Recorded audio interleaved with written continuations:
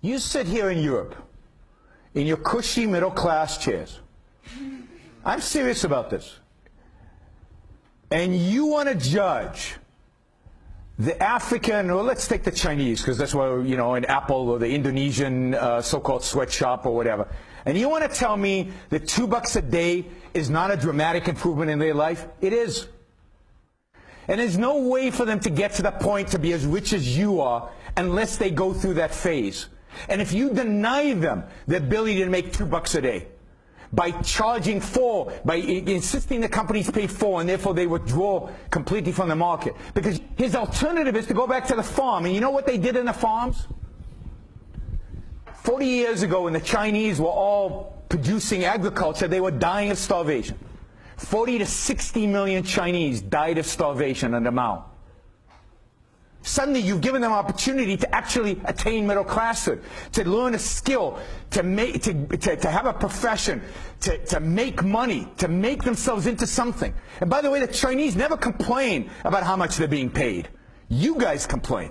We complain in the West. Because yes, to our middle class comfy lives, that seems ridiculous. But that's because you've never lived in real poverty. Nobody in England has lived in real poverty the way the Chinese and the Africans and the Indonesians live. When you go, it's not my statistic, this is the United Nations, you can look it up online, right? Over the last 30 years, 1 billion, that's with a B, people have come out of poverty in Asia.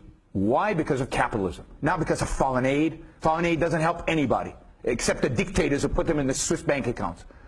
What helps poor countries is freedom. You give them the rule of law. You give them property rights. If you're interested in property rights and how it helps poor people, read Capital Ideas by Hernando de Soto, a Peruvian economist, a brilliant economist. You give them property. You give them capital. You give them a job. That's how you create wealth. Not by giving them handouts. So 1 billion people have come out of poverty. Now, I know some people have said, all you guys care about is the rich. Somebody said, what you care about is the rich deserve it. You know what? I don't care about the rich. They don't need taking care of, right? They're doing great. I care about the poor. I care about the poor. And the only system in human history, to help the poor, to help ambitious poor people rise out of poverty and become rich, has been capitalism. Free markets are the only cure for poverty. The only way in which you become rich so you don't have to have poor people is through capitalism. That's how this country became rich. That's how America became rich. That's how Hong Kong became rich. That's how South Korea became rich. There's no other way to do it. When we tried socialism, we get poverty. We get a return, a deterioration. We get a destruction of wealth, not a creation of wealth. So you want people to, you care about the poor and the middle class? I also care about the rich, because I think that they are villainized for, which is unbelievably unjust. But I care about young people who I want to maximize their opportunities. And I know that the only way to maximize people's opportunities is to give economic freedom to the world. And that should be the goal.